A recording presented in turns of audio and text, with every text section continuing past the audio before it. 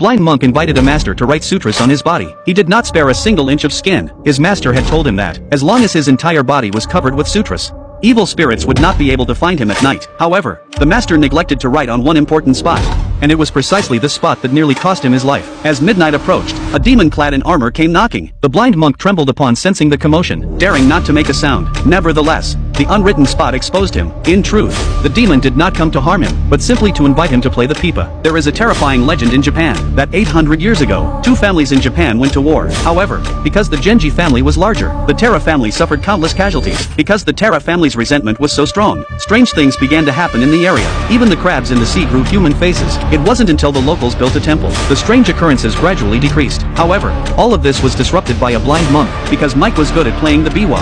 He was especially good at playing stories about the Terra clan. At first, he did not realize the seriousness of the situation. But one night, while he was playing the biwa, he suddenly heard footsteps around him. Immediately afterwards, a samurai appeared. He asked Mike to play a story about the Terra clan. Since Mike was blind, he couldn't see the samurai's face, so he reluctantly agreed. Little did he know that the samurai had brought him to the Terra clan's large tomb. The people sitting around him were not ordinary people, but a group of long-dead vengeful spirits. What was even more terrifying was that this was not a palace hall, but the Terra clan's tomb. At first, as a blind man, Mike played his lute every night without anyone knowing. But one day, the other monks became curious about Mike, and told the abbot about his outings. The abbot asked him why he kept going out at night. Mike could only accept the abbot's criticism, and dared not mention the lute-playing matter, because the samurai who had brought him there had said that no one must ever find out about it, or else he would pay a terrible price. That night, a heavy rain fell. The other monks discovered Michael going out again. To find out where Michael went at night, they braved the rain to search outside. They found Michael's straw sandals near the tomb. Just as they were wondering what was happening,